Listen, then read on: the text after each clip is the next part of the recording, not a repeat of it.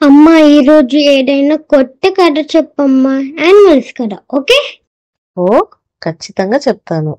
మీ తాతగారు రాసిన కథల్లో ఒక కథ చాలా సులభంగా అర్థమయ్యేట్టు చాలా నీతివంతంగా ఉంటుంది. అది చెప్పనా? రెడీయా? ఓ, ఎప్పుడో రెడీ. సూపర్. మీ తాతగారు కూడా ఇలానే చెప్పారు. దీనికి పేరు ఎల్లకాలం మోసం చెయ్యలేం అని పెట్టారు.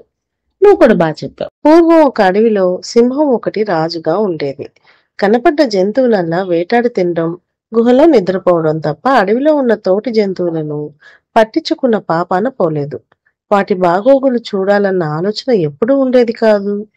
కాలం గడిచే కొద్దీ సింహం ముసలిదైపోయింది. వేటాడడం దాని వల్ల కాలేదు.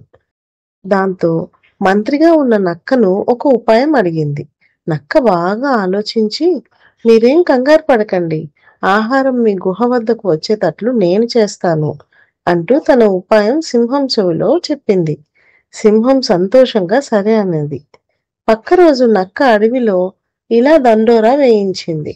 ఇన్నాళ్ళు అడవిలో జంతువుల కష్ట నష్టాలను పట్టించుకోలేకపోయానని మన రాజుగారు చాలా బాధపడుతున్నారు. ఆ తప్పును దిద్దుకోవాలనుకుంటున్నారు.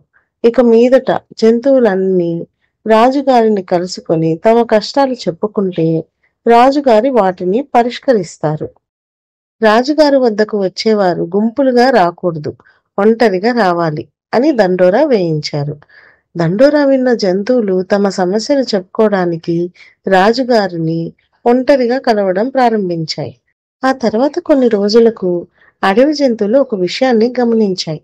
రాజుగారిని కలవడానికి వెళ్ళిన ఏ జంతువు తిరిగి వచ్చినట్టు దాఖలాలు లేవు అని. అడవి జంతువులన్నీ సమావేశమై ఈ విషయాన్ని చర్చించాయి.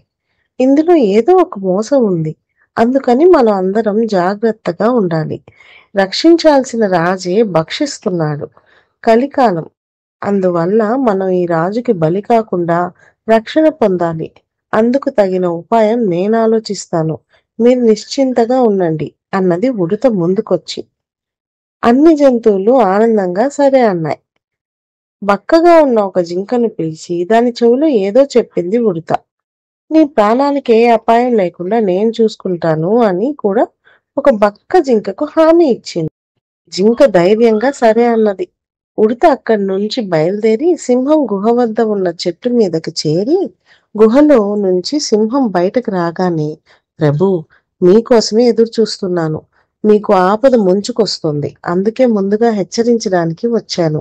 మీ వద్దకు వచ్చిన జంతువులు తిరిగి రావడం లేదని, మిమ్మల్ని తుడముట్టించడానికి, అంటే తెలుసా, మిమ్మల్ని చంపడానికి జంతువులన్నీ ఒక పన్నాగం పన్నాయి. ఈ మధ్య అడవిలో ఒక వింత వ్యాధి ఒకటి వచ్చింది. అది ఎంతకు నయం కాక జంతువులలో చాలా చనిపోయాయి. అలాంటి భయంకరమైన వ్యాధితో బాధపడుతున్న ఒక జింకను మీ వద్దకు పంపుతున్నాయి. పొరపాటున మీరు దాన్ని భక్షించాలంటే మీరు కూడా ఆ వ్యాధి బారిన పడి మరణిస్తారు. కేవలం స్వామి భక్తితో మీకు ఈ విషయాన్ని తెలపడానికి వచ్చాను అన్నది. సింహం రాత్రంతా ఆలోచించింది.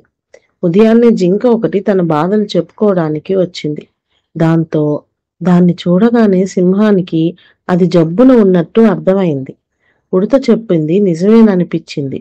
దాన్ని తినకుండా పంపించి వేసింది.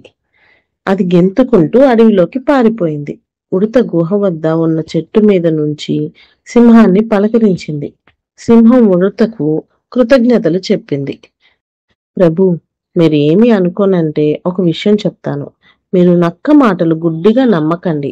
ఎల్లకాలం ఎవ్వరిని మోసం చేయలేం. వారు నిజం తెలుసుకున్నప్పుడు తిరిగి ప్రతీకారం తీర్చుకోవాలనుకుంటారు. జాగ్రత్త. మీకు దొరికిన వాటితో తృప్తి పడండి చాలు అంటూ హితబోధ చేసింది. చిన్నదానిమైనా మంచి మాటలు చెప్పావు. కృతజ్ఞుణ్ణి. నీ స్వామి భక్తికి ఆనందిస్తున్నాను అన్నది సింహం.